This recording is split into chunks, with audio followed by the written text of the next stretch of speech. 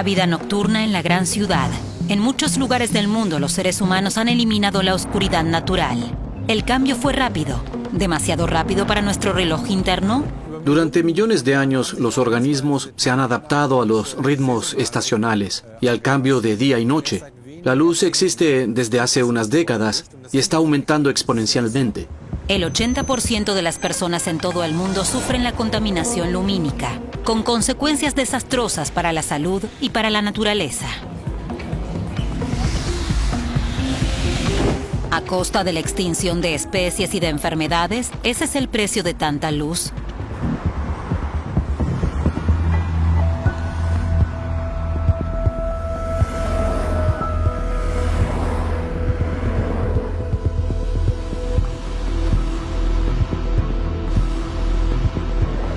Franz Hölka dirige el grupo de investigación sobre contaminación lumínica en el Instituto Leibniz de Ecología y Fisiología Ambiental de Berlín. Él tiene una visión bastante diferente de la vida nocturna. Si observamos a nuestro alrededor, no percibimos solo la contaminación acústica, sino también la impresión general que nos dan las fuentes de luz. Es todo menos un entorno natural. Antes la única luz visible, desde una perspectiva evolutiva, era la luz de las estrellas y de la luna. Y si uno mira hacia el cielo berlinés, apenas vemos las estrellas, vemos pocas estrellas, todavía se ven algunas, pero incluso en un día tan claro como hoy apenas pueden verse. ¿Hace falta que las noches sean tan luminosas? Gran parte de la luz que se produce es la luz que se proyecta hacia arriba y que a menudo ni siquiera se utiliza. Es un derroche de luz y de energía. Las luces LED de bajo consumo deberían reducir estos efectos. Sin embargo, gracias a su eficiencia energética, se utilizan cada vez más. Cada vez hay más luz, y esto modifica la vida nocturna de la naturaleza. El problema es que muchos animales y plantas no se adaptan. Su número y diversidad disminuyen rápidamente. Estudios como los de Franz Hölka y otras instituciones internacionales revelan que el impacto que tiene sobre la biosfera es dramático. Por eso, el Parlamento alemán acordó en 2021 frenar la contaminación lumínica.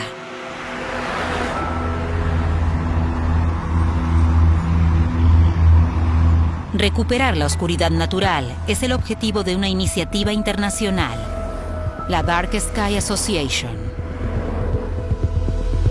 La península de Darß, en Mecklemburgo, ante Pomerania, quiere formar parte de este programa, pero para incorporarse a la Dark Sky Community o Parque Estelar, tienen que demostrar que sus noches son oscuras. ¿Y qué hacen para lograrlo? Uno de sus evaluadores es el astrónomo Andreas Hennel. Iremos a varios lugares donde tomaremos mediciones del resplandor del cielo para conocer el grado de oscuridad.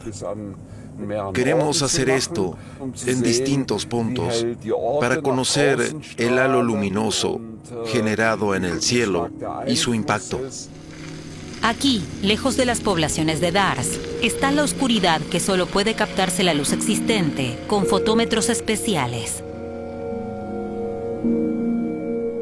Vayamos ahora un poco más allá. Andreas Hennel toma sus mediciones cuando hay luna nueva y la noche es más oscura. Para esto utiliza 2 cámaras digitales con lentes ojo de pez y largos tiempos de exposición.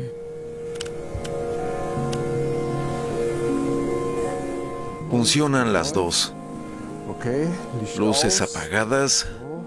Ahora tenemos que estar a oscuras, porque estoy realizando las mediciones. Atención. Son 4 minutos de tiempo de exposición, así que ahora les pido que no enciendan luces. Las cámaras están orientadas verticalmente hacia arriba. Así capturan todo el cielo nocturno y también las fuentes de luz en el horizonte.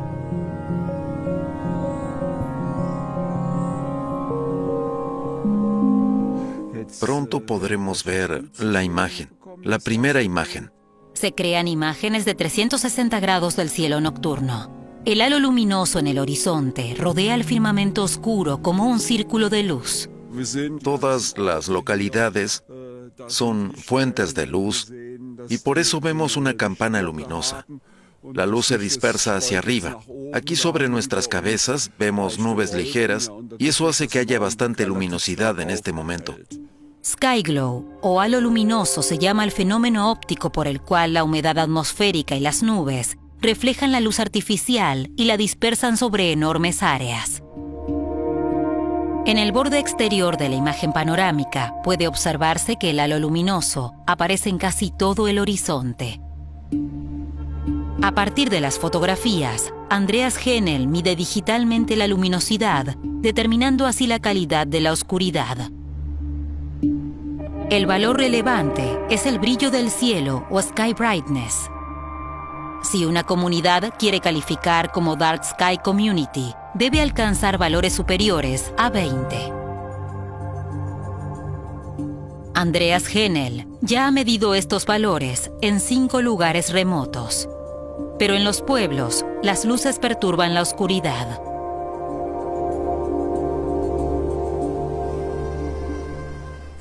A esto se le suma el problema de que aquí tenemos muchos animales nocturnos. Y sería bueno que tuvieran un lugar donde no pudiésemos ver en el cielo ninguna fuente de luz artificial. Vemos cómo esas luces son más brillantes que todas las estrellas allí arriba. Y ese debería ser el objetivo en un parque estelar, que no se vean fuentes de luz de este tipo.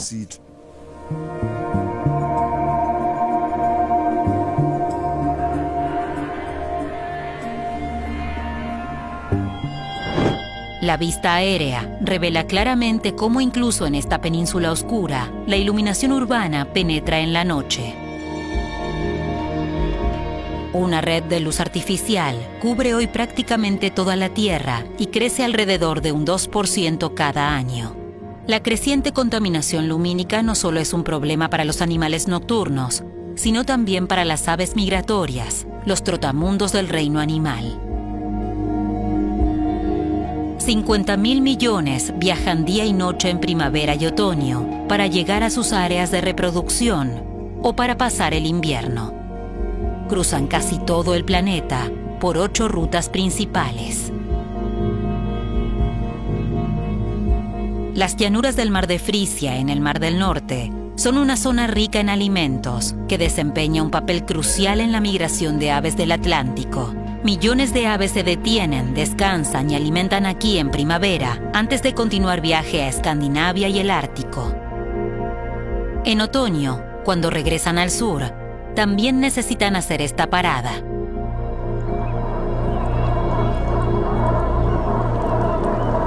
Muchas aves migratorias descansan en la isla de Spikeroog para recargar sus reservas de energía.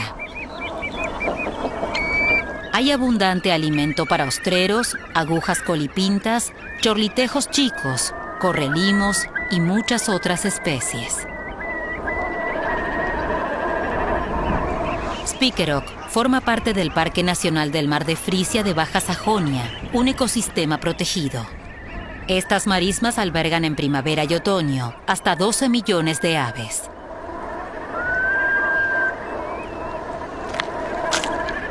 Los guardianes del parque observan y protegen a los animales. Peter Subtek es el director administrativo del Parque Nacional y coordina las medidas para proteger esta área de 3.500 kilómetros cuadrados. Las aves migratorias que llegan aquí en primavera han realizado un vuelo de 4.000 o 5.000 kilómetros. Vuelan durante 3, 4, 5 días, muchas de ellas sin parar. Imaginen, vuelan y queman grasa, queman su combustible. En esta ruta migratoria, antes de partir a zonas de cría, muchas en el Ártico, a otros 5.000 kilómetros de aquí, solo tienen un punto, el Mar de Frisia, que ofrece tanto alimento para terminar su trayecto, pero también para que puedan reproducirse en el Ártico. Las aves pasan por aquí en primavera, Están solo 3 o 4 semanas, algunas hasta 5 semanas, según su necesidad de reponer reservas. Y en ese corto periodo, dependiendo de su tamaño y de su especie, ganarán entre un 50 y un 100% de peso corporal.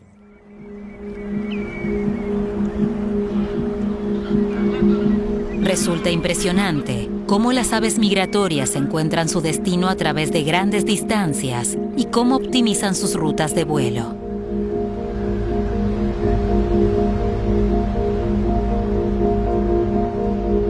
Utilizan el campo magnético de la Tierra a modo de brújula y se orientan por el Sol durante el día y por las estrellas en la noche.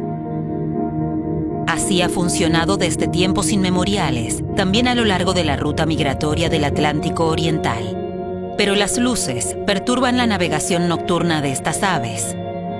Ciudades costeras, puertos, plataformas petrolíferas y barcos iluminan el cielo.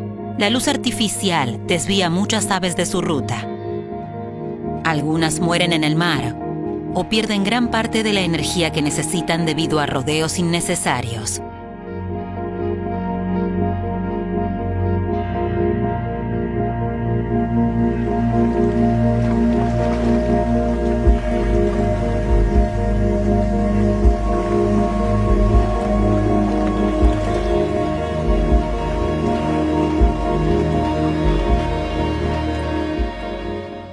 Podemos suponer que una fuente de luz artificial, como la vemos nosotros, es atractiva y anima a las aves a volar hacia allí.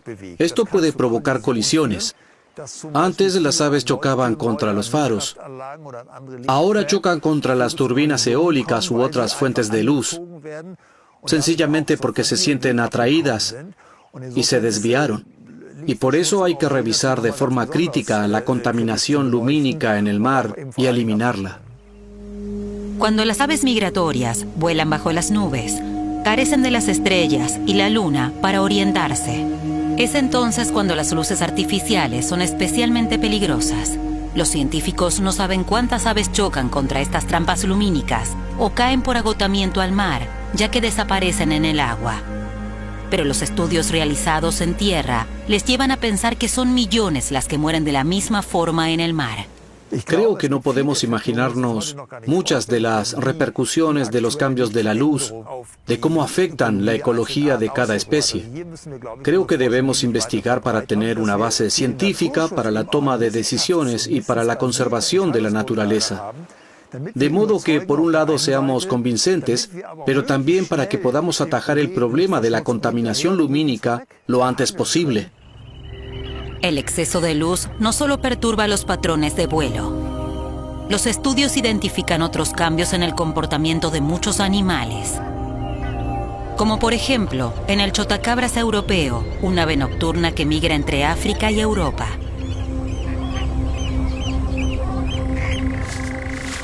El ecólogo Ruben Evans observó que estos animales en África, con noches oscuras, muestran un comportamiento de caza diferente que en las noches iluminadas de Europa occidental. Para estudiarlas, instala trampas cerca del Parque Nacional Hoge Kempen, en Bélgica.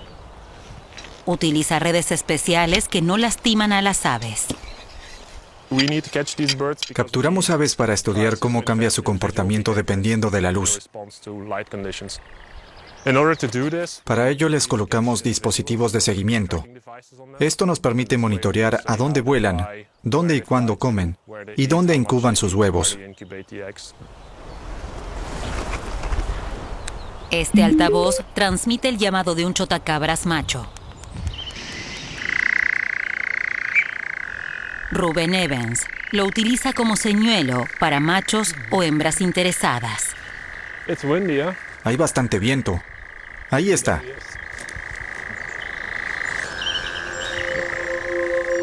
Ahora toca esperar y ver si las aves caen en la trampa.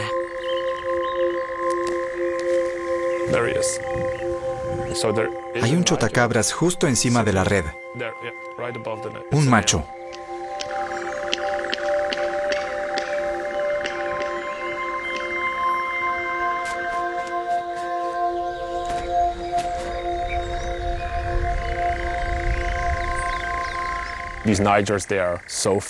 Los chotacabras son enigmáticos. Es muy difícil ver alguno. Quizás lo haya escuchado alguna vez o visto volar como una sombra oscura. Estudiar su ecología, el impacto de la luz en su comportamiento, cómo se reproducen, cómo se alimentan, es un verdadero privilegio. Ruben Evans lleva más de 12 años investigando la vida de los chotacabras en África y en Europa. Documenta su comportamiento en diferentes lugares para comparar y ver lo que cambia.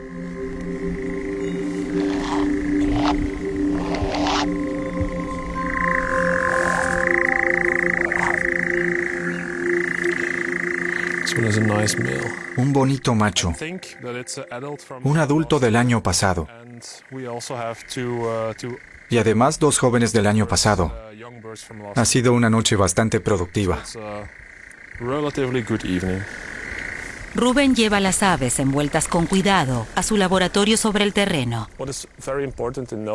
Es importante saber que estas aves son cazadores visuales y necesitan luz para detectar a sus presas en un horizonte o en un cielo claro. Esto significa que cuando ya no hay luna en el horizonte o no hay más luz de día, las aves no pueden hacer nada. Tienen que quedarse quietas. Tienen que esperar hasta que vuelva a haber luz.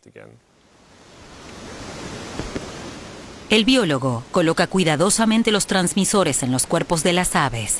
Deben interferir lo menos posible en los movimientos del animal.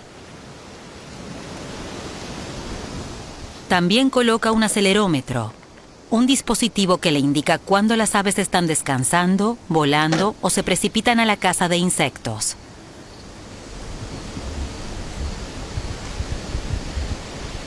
En el entorno natural, las noches sin luna y nubladas son los escenarios más oscuros imaginables. Pero aquí en Europa Occidental, estas siguen siendo noches muy iluminadas, de modo que las aves pueden estar activas siempre que quieran.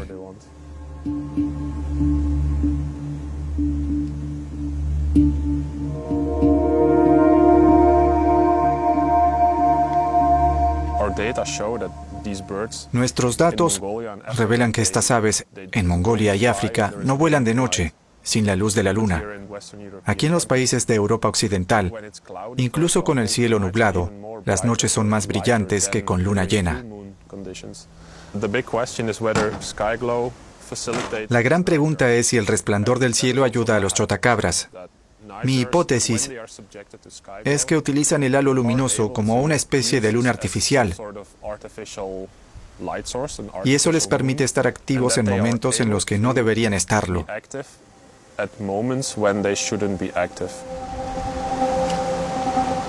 A diferencia de la gran mayoría de los seres vivos que se ven perjudicados por la contaminación lumínica, los chotacabras parecen beneficiarse de ella. Si la luz artificial es buena o mala para la naturaleza, es una cuestión que no solo afecta a especies individuales, sino a todo el ecosistema.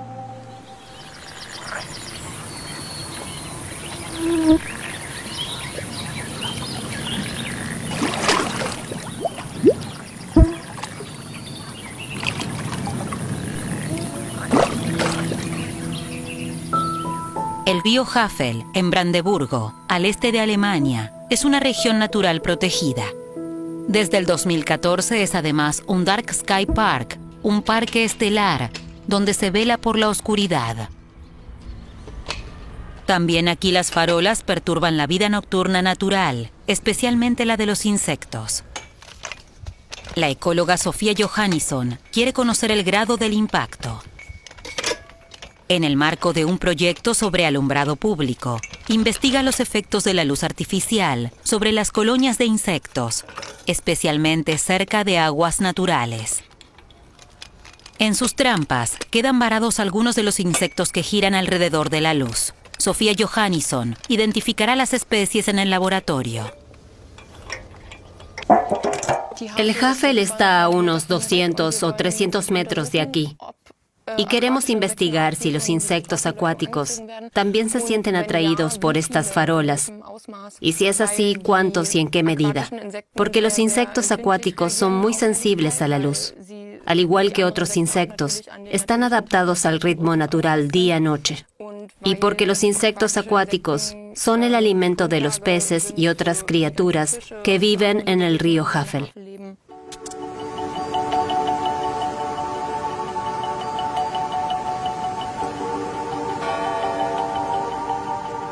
Muchos insectos voladores que están activos de noche tienen una estrecha conexión con los ecosistemas acuáticos y su vida comienza como larvas debajo de la superficie del agua.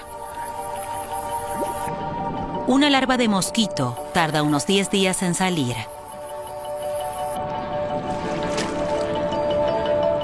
Tan pronto como despliega sus alas, comienza a buscar pareja para reproducirse. Si lo consigue, al cabo de algunos días podrá poner sus propios huevos en el agua, donde comienza otro ciclo vital.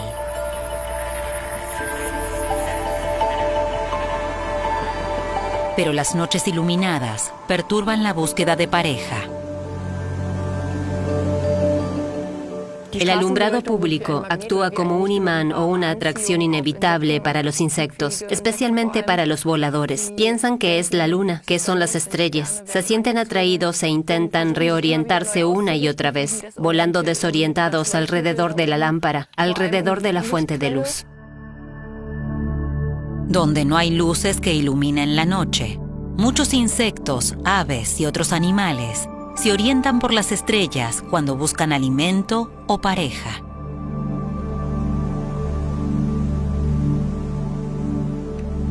Pero con unas pocas farolas que actúan como falsas lunas, incluso en el parque estelar de Westhavenland, esos insectos corren peligro. Sofía Johannisson investiga aquí lo que se denomina el efecto aspiradora, el hecho de que la luz atrae insectos de su entorno. Los animales, confundidos, intentan en vano alejarse volando, pero finalmente vuelven a la farola hasta que se agotan y mueren. Sin embargo, visto de cerca, estas luces tampoco parecen ser malas para todas las especies. Para algunas, son más bien un buffet libre bien iluminado.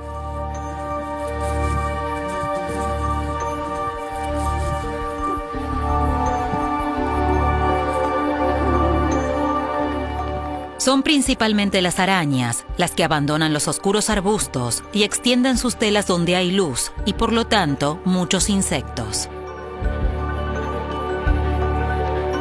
Aunque algunas especies parecen beneficiarse de la luz artificial, los científicos quieren descubrir cuáles serán los efectos a largo plazo. Porque cuantos más insectos mueran en estas farolas y no puedan reproducirse, menos individuos habrá en la próxima generación. De modo que estas farolas privan cada noche al ecosistema de criaturas que son importantes para la cadena alimentaria del entorno. En los últimos 30 años, el número de insectos voladores en Alemania ha retrocedido en más de un 75%, una pérdida especialmente grave para las aves que se alimentan de ellos. En esta región del río Havel se investiga en qué medida impacta la iluminación artificial en la biodiversidad y en los procesos biológicos. Las trampas para insectos forman parte de un estudio científico a gran escala sobre los efectos negativos del alumbrado público.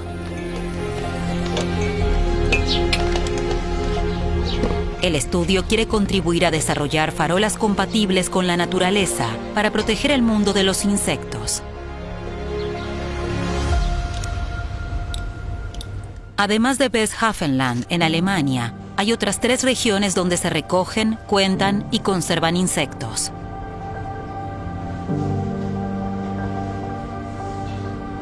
Las muestras se envían a Franz Hölke, al laboratorio del Instituto Leibniz de Ecología Acuática de Berlín. Todo un equipo de expertos cataloga y analiza las especies. Los estudios aún no han concluido, pero la pérdida en número y diversidad de insectos ya es evidente. Muchas de las polillas están protegidas. La polilla gitana es una especie protegida. Es una pena ver lo sensibles que son a la luz. Pero también te das cuenta de que todos son, en principio, potenciales polinizadores de plantas, que entonces ya no podrán estar activas en estas zonas. Más de la mitad de los insectos son nocturnos, al igual que sus parientes diurnos. Desempeñan un papel importante en la polinización de las plantas. Así como las mariposas revolotean de flor en flor durante el día, las polillas lo hacen durante la noche. Sin embargo, su oscuro hábitat suele estar amenazado por farolas y calles iluminadas, lo que hace que cualquier excursión a las zonas vecinas sea una empresa muy arriesgada.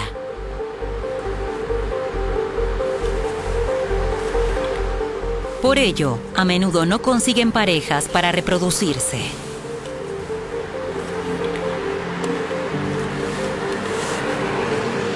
La fragmentación de su hábitat por la contaminación lumínica es otra pieza del rompecabezas en la búsqueda de las causas del dramático descenso de las poblaciones de insectos nocturnos.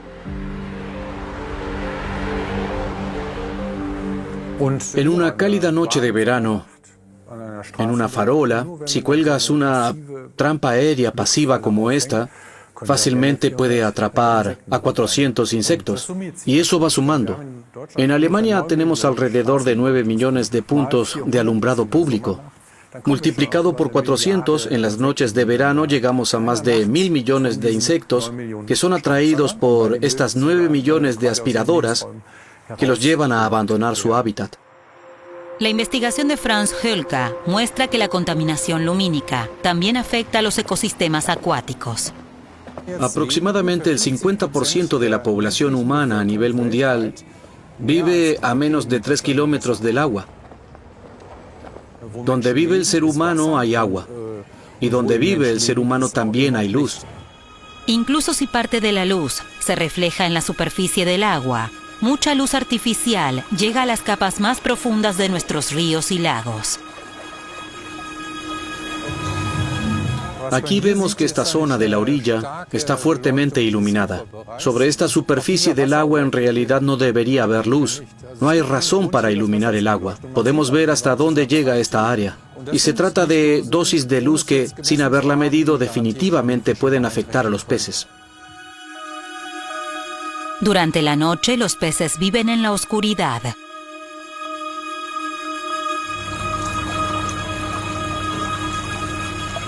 Para investigar el efecto de la luz artificial en los peces, Franz Hölka está realizando estudios en el Instituto Leibniz de Ecología Acuática.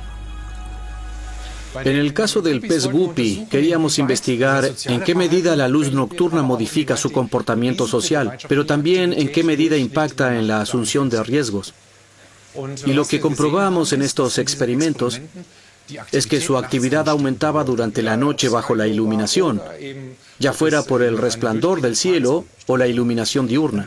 Pero lo interesante es que la disposición a abandonar escondites y exponerse a los depredadores, cuando había iluminación nocturna, aumentaba también durante el día. Así que comprobamos un efecto dominó a lo largo del día. La melatonina es una hormona que también actúa en los seres humanos cuando oscurece y que en parte es responsable de este cambio de comportamiento. Franz Hölka compara la producción de melatonina con la distribución de tareas en una orquesta. Las células del cuerpo corresponden a los músicos. Y en el ADN está escrito básicamente todo el programa, toda la partitura. Y estos músicos son muy buenos, pero necesitan un director. Es nuestro reloj maestro. Aquí está nuestro núcleo supraquiasmático. Los peces también tienen uno. Muchos animales, de hecho casi todos los organismos, tienen este tipo de marcapasos en sus cuerpos que actúan como director. Este reloj maestro influye también en la producción de melatonina, que determina el ritmo de sueño-vigilia del ser humano y nos permite dormir por la noche. Cuando aclara y los receptores de nuestra retina absorben la luz, se suprime la producción de melatonina. De esto es responsable un complejo sistema de control en el centro de nuestro cerebro. La glándula pineal solo vuelve a liberar melatonina cuando oscurece y apenas llega luz a los ojos. Los niveles elevados de melatonina, a su vez, hacen que nos sintamos cansados, reducen el apetito, la temperatura corporal, la presión arterial y mucho más. No solo en los seres humanos. Funciona de manera similar en casi todos los vertebrados. Los peces son objeto de estudio. Les afecta especialmente la luz artificial nocturna. Incluso pequeñas cantidades de luz reducen sus niveles de melatonina, y eso afecta a su sistema inmunológico, a su reproducción y a su crecimiento. Durante el día, el espectro solar está dominado por el azul. Por eso tiene sentido, por ejemplo, que los vertebrados, muchos vertebrados terrestres, sean tan sensibles al azul. En el caso de los peces es diferente. Las masas de agua que tenemos aquí, por ejemplo el río Spree en Berlín, son muy turbias. Esto significa que las longitudes de onda azules se absorben relativamente rápido, mientras que las rojas y amarillas llegan mucho más lejos. Descubrimos que la producción de melatonina se produce sin importar el color de luz que les ofrezcamos, azul, verde, rojo. De hecho, reaccionan a todos los colores de luz.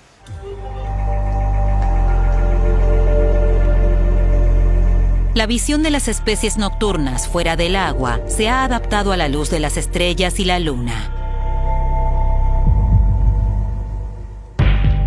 Pero los seres humanos hemos modificado la claridad y los colores de la noche, perturbando así la visión nocturna de muchos animales.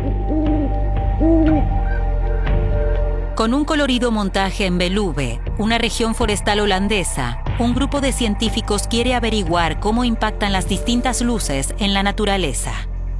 Para ello colocan lámparas de diferentes colores, alterando intencionalmente la oscuridad de la noche. El ecólogo Camille Spoelstra lleva más de 10 años observando qué longitudes de onda impactan más en el comportamiento natural de los animales.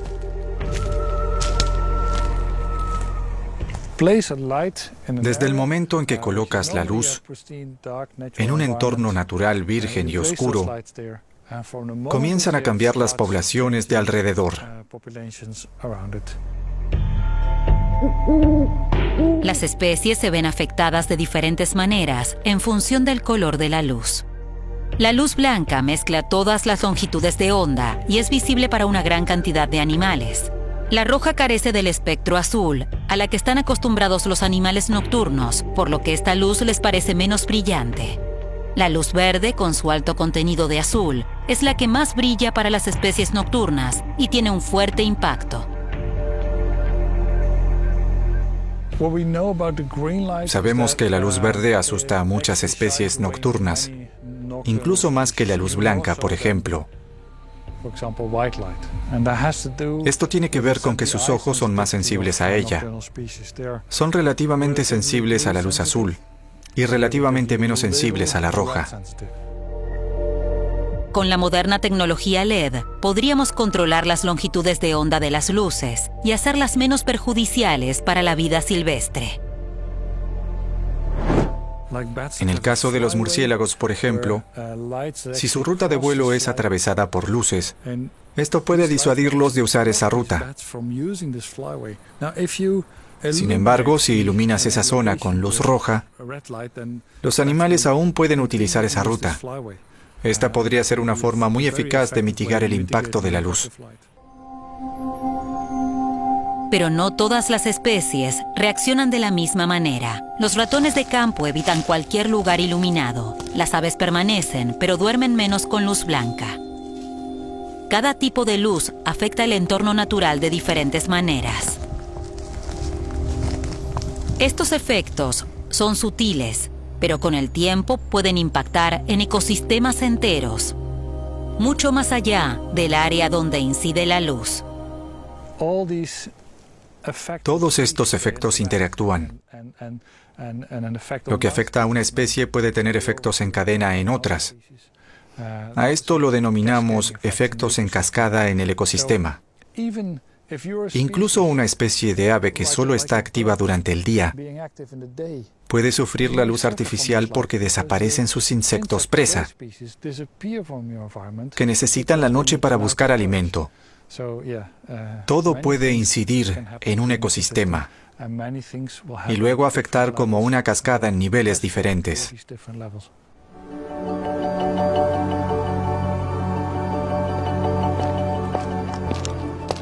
Es terrible, Vaya mezcla de colores. absolutamente innecesaria. 4000 grados Kelvin. Aquí ves que el pico azul es mucho más alto. Para integrar la Dark Sky Community en la península de Darß, tienen que cambiar el alumbrado público. Es demasiado brillante. Luz comercial. No es muy eficiente. Esto es un desastre. Andreas Henel le muestra a un representante local dónde sigue habiendo demasiada luz en el cielo nocturno.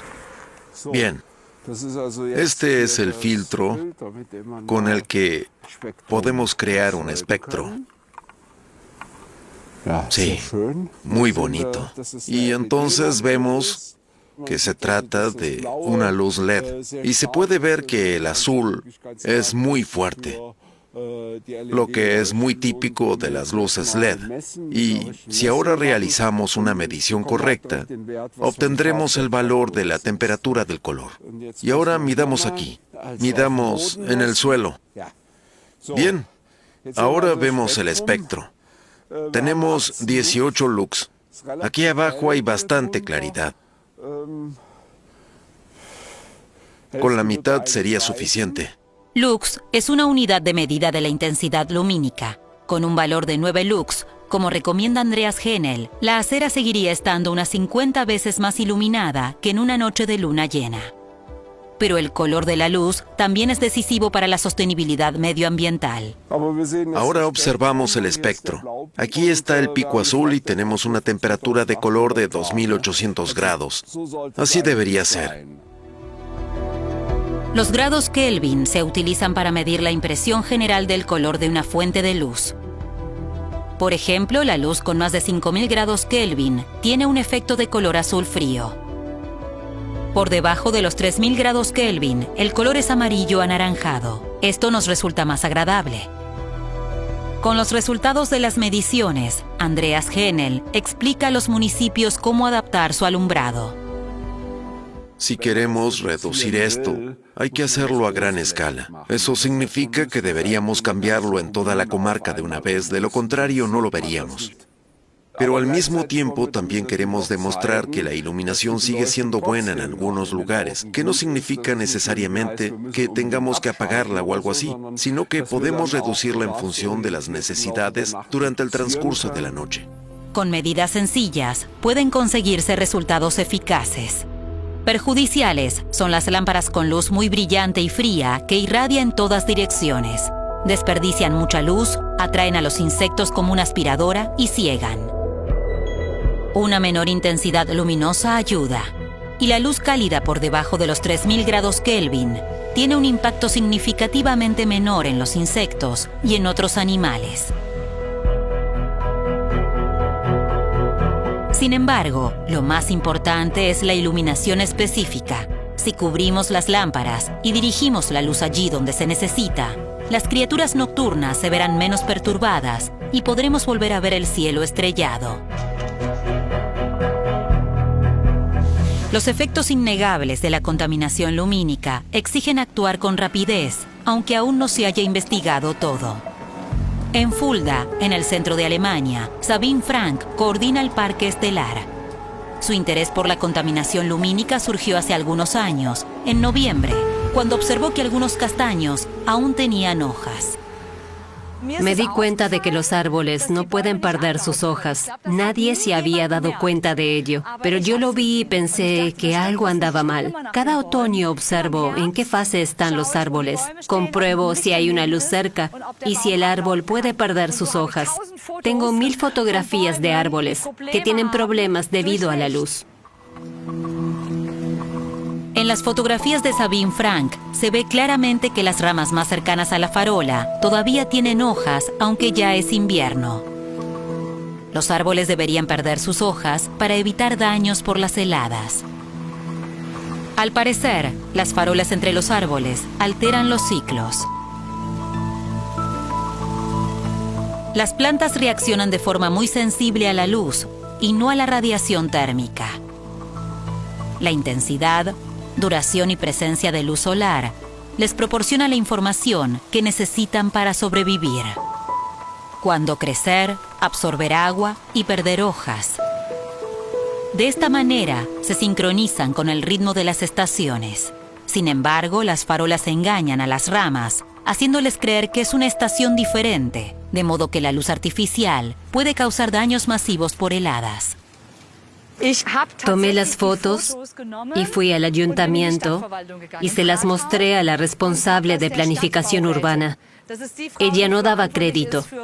Preguntaba, ¿y esto? ¿Qué es esto? En un principio estaban impresionados en el ayuntamiento porque estos árboles son importantes para los ciudadanos. Y todo el mundo quiere que los árboles estén bien. Y he de decir que a raíz de ello, la ciudad de Fulda cambió todas las farolas de la ciudad. Con ello comenzó una transformación radical de la noche en Fulda. A base de muchas medidas para proteger la oscuridad, Fulda se convirtió oficialmente en la primera Dark Sky City de Alemania.